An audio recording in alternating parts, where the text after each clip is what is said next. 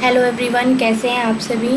तो ये आज हमारा चैप्टर नंबर 3 है क्लास 8th की पॉलिटिकल साइंस का। ठीक है, इससे पहले आपका चैप्टर नंबर 1 और चैप्टर नंबर 2 कंप्लीट हो चुका है। उसका लिंक आपको डिस्क्रिप्शन में मिल जाएगा। ये चैप्टर्स को मैं डिटेल में करा रही हूँ क्योंकि ये क्लास 8th के कुछ ही चैप्टर्स रह गए हैं, 4-5 चैप्टर्स हैं, ये आपके अभी कंप्लीट हो जाएंगे। ठीक है, और आपका हिस्ट्री का रिवीजन क्लास चल रही है। हिस्ट्री में आपका जो रिवीजन है वो आपका क्लास 6 का हो चुका है। ठीक है, अब आपका क्लास 7th का और क्लास 8th का रिवीजन आपका बचता है, वो भी आपका अभी आज शाम से ही आपकी ये क्लासेस भी स्टार्ट हो जाएंगी। ठीक है, उसके बाद आपका ज्योग्राफी की बचता है। ज्योग्राफी की क्लासेस भी मैं एज अ रिवीजन ही लूँगी।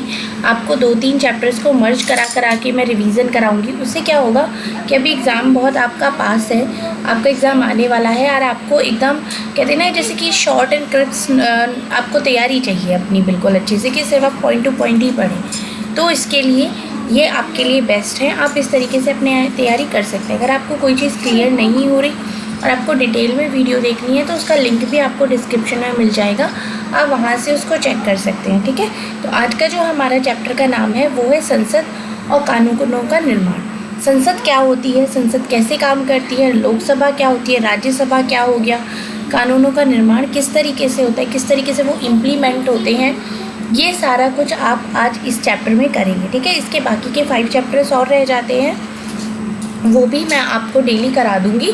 तो आपकी पॉलिटिकल साइंस कंप्लीट हो जाएगी और इस जून में ही आपका सारा कोर्स कंप्लीट हो जाएगा। लास्ट का जो वीक आपका बचेगा एग्ज़ाम से पहले, उसमें मैं आपकी मैराथन क्लासेस निकालूंगी। पूरी हिस्ट्री की एक क्लास, 6, 7, 8 तीनों हिस्ट्री कंबाइंड, ऐसे ही पॉलिटी की आपकी 6, 7, 8 की, और ऐसे ही आपकी ज्योग्राफी की एक क्लास होगी। ठीक है, इन तीनों क्लासेस को आप देख के एग्ज़ाम दे के आइए, आपका डेफिनेटली क्लियर होगा, मैं ये कह सकती हूँ। ठीक है, और अगर आपको वीडियोस अच्छी लगती हैं तो चैनल को सब्सक्राइब भी करें, शेयर भी करें कि जो लोग एसएसटी की प्रिपरेशन कर रहे हैं वो हमारे साथ जुड़ सकें। ठीक है, चलिए चैप्टर को स्टार्ट करते हैं। हम भारतीयों को इस बात पर गर्व है कि हम एक लोकतांत्रिक व्यवस्था का हिस्सा हैं। लोकतांत्रिक व्यवस्था जहाँ पर आप जो निर्णय लेते हैं वो सरकार के द्वारा लिए जाते हैं और आप सरकार को चुनते हैं। ठीक है, इस अध्याय में हम निर्णय प्रक्रिया में सहभागिता और लोकतांत्रिक सरकार के लिए नागरिकों की सहमति के महत्व जैसे विचारों के आपसी संबंधों को समझने की कोशिश करेंगे।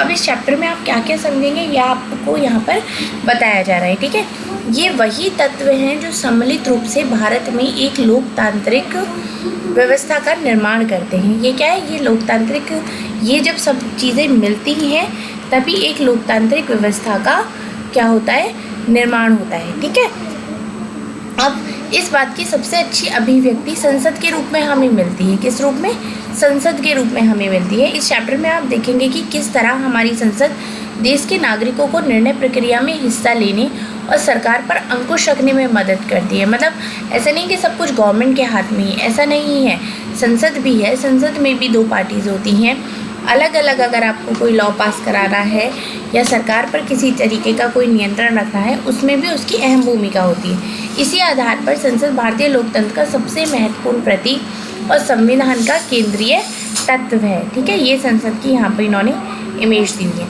अब यहाँ पर हम देखते हैं कि लोगों को फैसला क्यों लेना चाहिए। ठीक है, जैसा कि हम जानते हैं कि भारत 15 अगस्त 1947 को आज़ाद हुआ।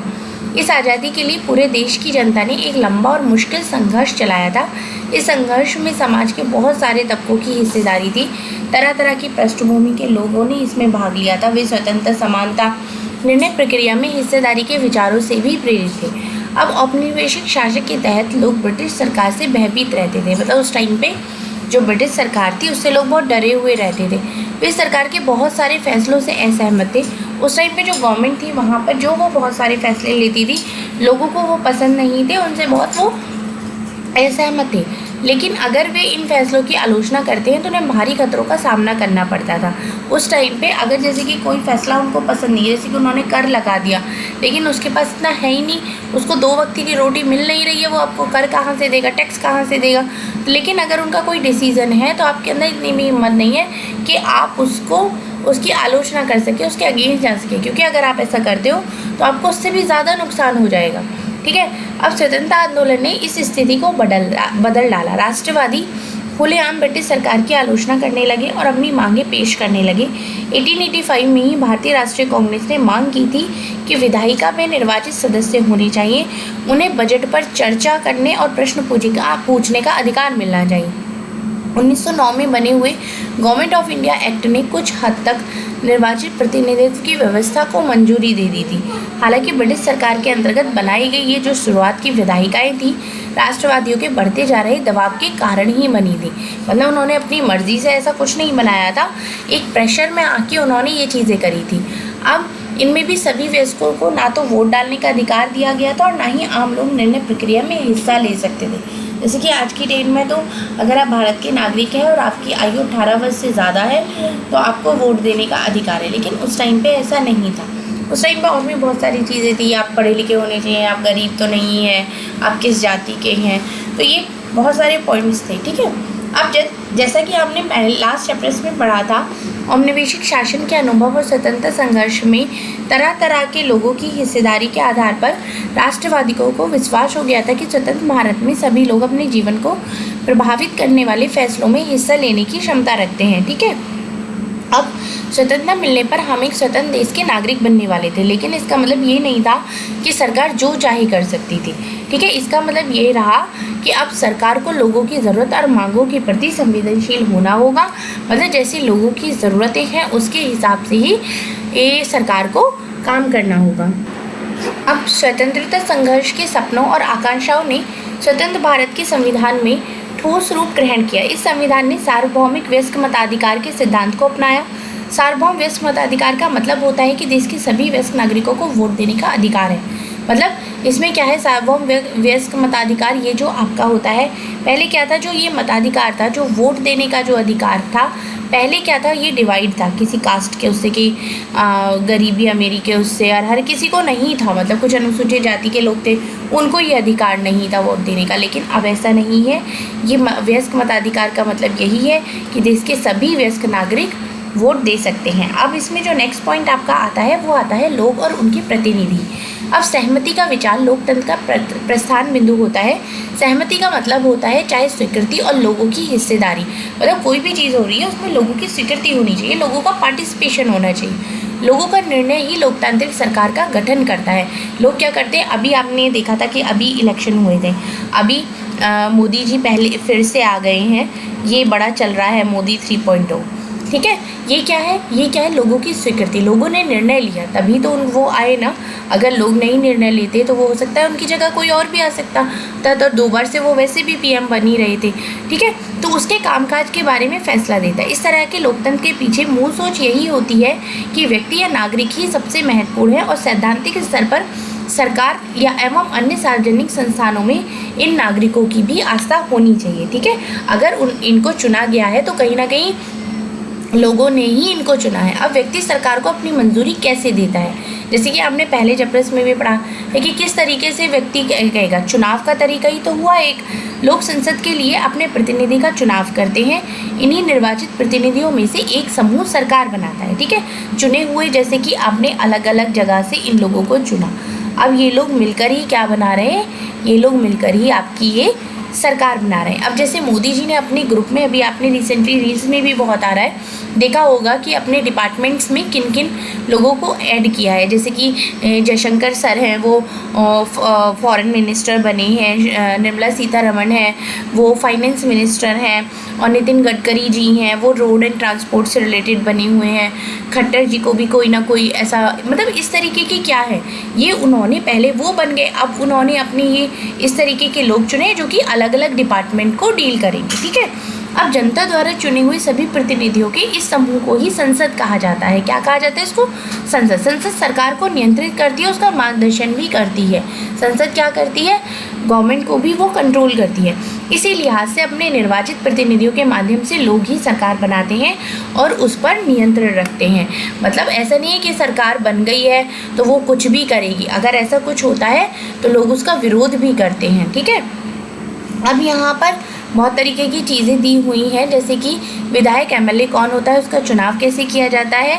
इस बात को समझने के लिए आप निर्वाचन क्षेत्र और प्रतिनिधि शब्दों का प्रयोग करें। ठीक है, ये बहुत सारी चीज़ें हैं इसमें इस तरीके से, जैसे कि ये आपकी संसद बनी हुई है, आप देख सकते हैं इसकी इमेजेस हैं। अब यहाँ पर ये जो पॉइंट है ना, ये काफ़ी इंपॉर्टेंट है, जिससे कि आपका एग्जाम में भी क्वेश्चन पूछा जाता है। ठीक है, पहली बात, जो भारतीय संसद देश की सर्वोच्च कानून निर्मात्री संस्था है। इसके 2 सदन होते हैं। कौन से सदन? राज्यसभा और लोकसभा। 2 सदन होते हैं आपका, राज्यसभा और हो गई आपकी लोकसभा। ठीक है, 2 सदन हो गए। राज्यसभा में कुल 250 सदस्य होते हैं। ये क्वेश्चन पूछा जाता है, राज्यसभा में कितने सदस्य होते हैं। और देश का उपराष्ट्रपति राज्यसभा के सभापति होते हैं। राज्यसभा के सभापति कौन होते हैं? राष्ट्रपति, उपराष्ट्रपति, प्रधानमंत्री या संसद का कोई एमएलए। तो कौन होते हैं? वो होते हैं आपके उपराष्ट्रपति। ठीक है, अब लोकसभा की अगर हम बात करते हैं तो उसमें जो सदस्य होते हैं वो 543 होते हैं। इसकी अध्यक्षता लोकसभा अध्यक्ष करते हैं। ठीक है, समझ में आ गई। अब संसद की भूमिका, रोल क्या होता है संसद का, यहाँ पर अब आप रोल को समझेंगे। जैसे कि आज़ादी के बाद गठित की गई भारतीय संसद लोकतंत्र के सिद्धांतों में भारतीय जनता की आस्था का प्रतीक है। ये सिद्धांत है निर्णय प्रक्रिया में जनता की हिस्सेदारी और सहमति पर आधारित शासन। हमारी व्यवस्था में संसद के पास महत्वपूर्ण शक्तियाँ होती हैं, क्योंकि यह जनता का प्रतिनिधित्व करती है। ठीक है, अब लोकसभा के लिए भी वही तरह के चुनाव होते हैं जिस तरह विधानसभा के लिए चुनाव होते हैं। ठीक है, अब आमतौर पर क्या होता है कि हर जितने भी चुनाव होते हैं 5 साल में कराए जाते हैं। ठीक है, अब देश को बहुत सारे निर्वाचित क्षेत्रों में बांटा गया है। प्रत्येक निर्वाचन क्षेत्र में एक व्यक्ति को संसद में भेजा जाता है। चुनाव लड़ने वाले उम्मीदवार आमतौर पर विभिन्न राजनीतिक दलों के सदस्य होते हैं। अब यहाँ पर आप इस चीज़ को अच्छे से समझ सकते हैं, जैसे कि ये हो गए राजनीतिक दल। अब देख सकते हैं यहाँ पर कितने सारे राजनीतिक दल हैं और जितने भी सांसदों की संख्या है वो कितनी है।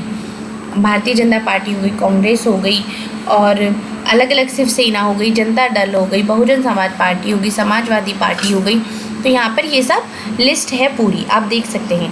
ठीक है, अब चुने जाने के बाद ये उम्मीदवार संसद सदस्य या सांसद कहलाते हैं। अब अगर इनका ये चुन लिए गए तो इनको क्या कहा जाएगा? इनको एमपी कहा जाएगा। एमपी कौन होते हैं? सांसद होते हैं। इन सांसदों को मिलाकर संसद बनती है। संसद के चुनाव हो जाने के बाद संसद को निम्नलिखित काम करने होते हैं। ठीक है, जैसे कि यहाँ पर चुनाव हो गया, ये 2009 के चुनाव का परिणाम है।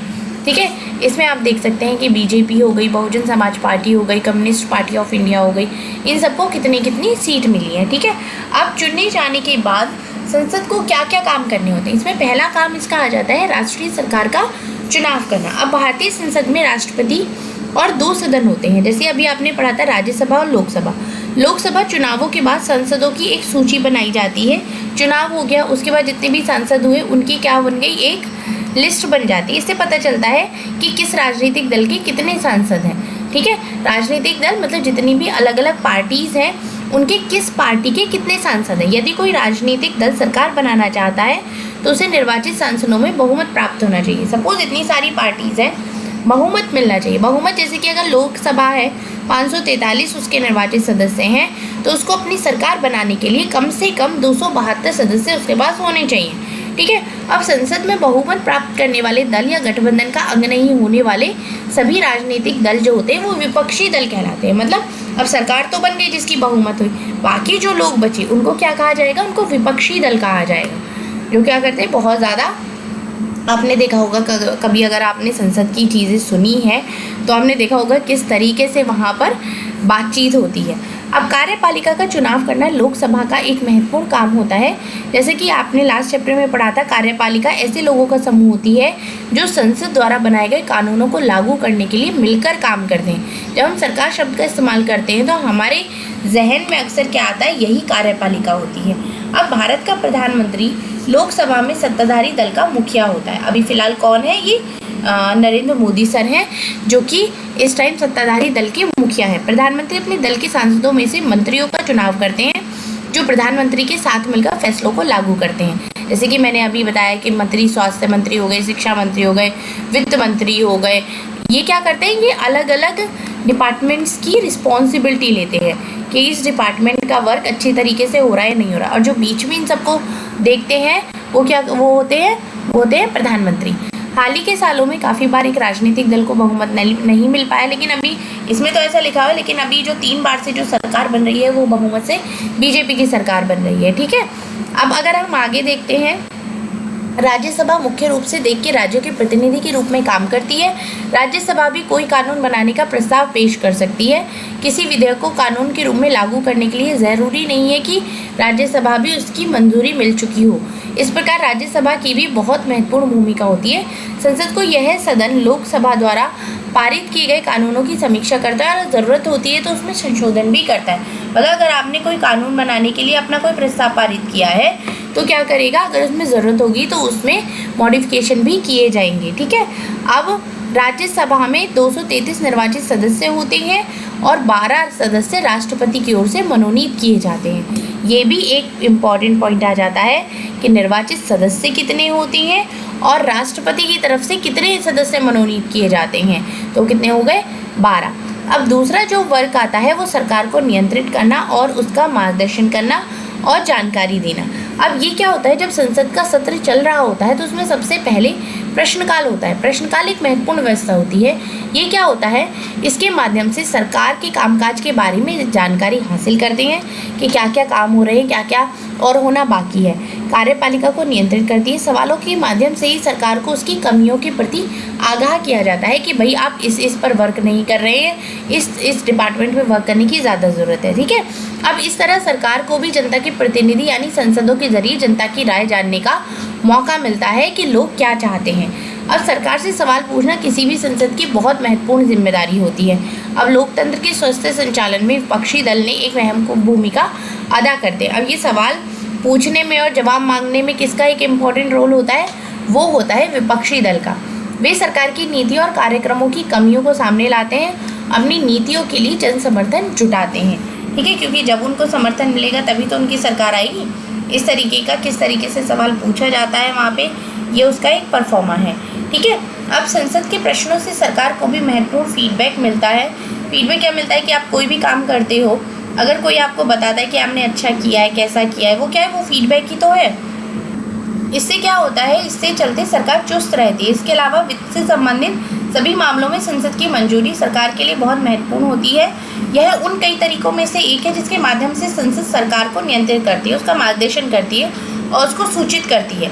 अब जनप्रतिनिधियों के रूप में संसद को नियंत्रित, निर्देशित और सूचित करने में सांसदों की एक अहम भूमिका होती है और ये भारतीय लोकतंत्र का एक महत्वपूर्ण आयाम है। अब नए जो कानून हो गए, सपोज किसी चीज़ के लिए कोई कानून बनाना है तो वो किस तरीके से बनेगा। ठीक है, अभी तक आपने संसद के बाकी कामों के बारे में समझा है। ये गोल 5 है, SDG गोल्स है, जेंडर इक्वालिटी। अब कानून बनाने में संसद एक महत्वपूर्ण भूमिका होती है। यह प्रक्रिया कई तरीके से आगे बढ़ती है। आमतौर पर सबसे पहले समाज के विभिन्न समूह की किसी खास कानून के लिए आवाज़ उठाते हैं। क्या करते हैं, सारे लोग मिलकर एक आवाज़ उठाएंगे कि हमें इस चीज़ की ज़रूरत है, इस चीज़ के ऊपर कानून बनना चाहिए। अब यह संसद की जिम्मेदारी है कि उन लोगों के सामने आ रही समस्याओं के प्रति संवेदनशील हो। आइए देखें कि घरेलू हिंसा का सवाल किस तरह संसद के सामने आया। घरेलू हिंसा की रोकथाम पर कानून बनाने की प्रतिक्रिया क्या थी। अब एक घरेलू हिंसा बहुत बड़ा एक सवाल था। वो क्या कहता है, जैसे कि महिलाओं के साथ मारपीट हो जाती है और दहेज के लिए उन्हें चोट पहुंचाया जाता है, उनको धमकी दी जाती है, शारीरिक नुकसान पहुंचाया जाता है, भावात्मक शोषण किया जाता है। तो ये सब क्या है, पहले इस चीज़ के लिए कोई किसी तरीके का कोई कानून नहीं था, लेकिन इसके लिए सब लोगों ने मिलकर आवाज़ उठाई और आवाज़ उठाने के बाद गवर्नमेंट को इसके लिए कानून पारित करना पड़ा। ये उसके बारे में ही पूरी आपस में कन्वर्सेशन हो रही है कि किस तरीके से इन्होंने एक महिला जो आंदोलन किया घरेलू हिंसा पर एक नया कानून चाहते हैं। सारी महिलाओं ने मिलकर इस तरीके से एक एप्लीकेशन जारी करी और सरकार को यह प्रस्ताव जल्दी से जल्दी संसद में पेश करना चाहिए। ठीक है, अब इस विधेयक में कोई भी वो बात नहीं चाहते हैं जो हम दिखाई देते हैं। अब जैसे कि आप किसी की परेशानी है, उसको परेशानी है, सारी महिलाओं ने मिलकर कहा कि भाई अब ये हमने प्रस्ताव बना दिया है, अब ये जल्दी से जल्दी संसद में पेश होना चाहिए। ठीक है, उसके बाद संसद ने उस पर वर्क करा, उसको देखा कि दिसंबर 2002 में स्थायी समिति ने अपनी सिफारिश राज्यसभा को सौंपी। इन सिफारिशों को लोकसभा में भी पेश किया गया। कमेटी की रिपोर्ट में महिला संगठनों की ज़्यादातर मांगों को स्वीकार कर लिया गया। 2005 में संसद के सामने एक नया विधेयक पेश किया गया। दोनों सदनों से मंजूरी मिल जाने के बाद उसे राष्ट्रपति के पास स्वीकृति के लिए भेज दिया गया और 2006 से घरेलू हिंसा महिला सुरक्षा कानून लागू हो गया। ठीक है, तो ये एक पूरा प्रोसेस होता है कि कोई भी कानून बनाने से पहले। ठीक है, अब अगर आप यहाँ देखते हैं, इस उदाहरण से, इस एग्जाम्पल से बिल्कुल क्लियर हो जाता है कि नागरिकों की भूमिका कानून बनाने में कितनी अहम है। अगर आप चाहें तो मिलकर कोई भी कानून बना सकते हैं। जैसे इस प्रक्रिया के हर चरण में नागरिकों की आवाज़ बहुत मायने रखती है। यह आवाज़ टेलीविज़न रिपोर्ट, अखबारों के रेडियो प्रसारणों, आम सभाओं के जरिए सुनी और व्यक्त की जा सकती है। ठीक है, अब यहाँ पर देख लेते हैं अलोकप्रिय और विवादास्पद कानून। आइए अब एक और स्थिति पर विचार करते हैं। कई बार संसद एक ऐसा कानून पारित कर देती है जो बेहद ही अलोकप्रिय साबित होता है। मतलब कानून बना दिया लेकिन वो किसी को नहीं समझ में आया। ऐसा कानून संवैधानिक रूप से वैध होने के कारण कानूनन सही हो सकता है, फिर भी वह लोगों को रास नहीं आता क्योंकि उन्हें लगता है कि उनके पीछे नीयत सही नहीं थी। इसलिए लोग उसकी आलोचना कर सकते हैं, उसके खिलाफ जनसभाएं कर सकते हैं, अखबारों में लिख सकते हैं, टीवी चैनलों में रिपोर्ट भेज सकते हैं और लोकतंत्र में आम नागरिक संसद के द्वारा बनाए जाने वाले दमनकारी कानूनों के बारे में अपनी असहमति भी व्यक्त कर सकते हैं। मतलब ज़रूरी नहीं है कि जो भी कानून बनाया गया है, जो भी गवर्नमेंट ने बनाया वो सब सही है। ऐसा भी तो हो सकता है लोगों को वो सही नहीं लगा तो लोग उसका विरोध करेंगे। अब बहुत सारे लोग ये मानने लगते हैं कि गलत कानून पारित हो गया है तो संसद के ऊपर भी उस कानून पर दोबारा विचार करने का दबाव पड़ता है। ठीक है, कि आपने ये जो कानून बनाया है ये सही है भी या नहीं, इस बात पर आप दोबारा विचार करिए। अब उदाहरण के लिए देखा जाए तो नगरपालिका की सीमाओं के भीतर जगह के इस्तेमाल से संबंधित विभिन्न नगरपालिका कानूनों में पटरी पर दुकान लगाने और फेरी लगानों की गैरकानूनी घोषित किया गया है।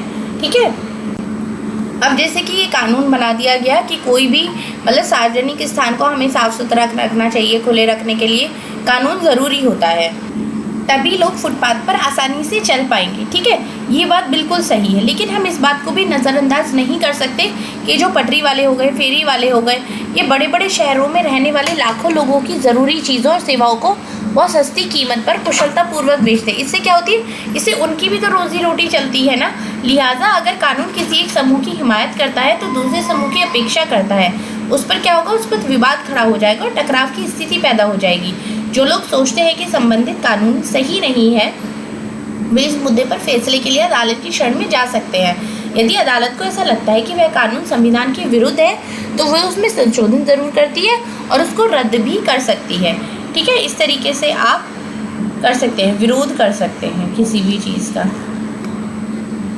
विरोध करने के तरीके दिखाए गए। हम इस बात का ध्यान रखना चाहिए कि नागरिक के रूप में हमारी भूमिका प्रतिनिधियों के चुनाव के साथ खत्म नहीं होती। इसके बाद हम अखबारों और अन्य संचार माध्यमों के जरिए इस बात पर नज़र रखते हैं कि हमारे सांसद क्या कर रहे हैं। अगर हमें लगता है कि वे सही काम नहीं कर रहे हैं तो हमें उनकी आलोचना करते हैं। इस प्रकार हमें इस बात को सदा ध्यान में रखना चाहिए कि लोगों की जितनी हिस्सेदारी होती है, जितने उत्साह से वे जुड़ेंगे, उतना ही संसद को अपना काम सही ढंग से करने में भी उनकी मदद मिलेगी। ठीक है, तो ये आपका चैप्टर यहाँ पर ख़त्म होता है।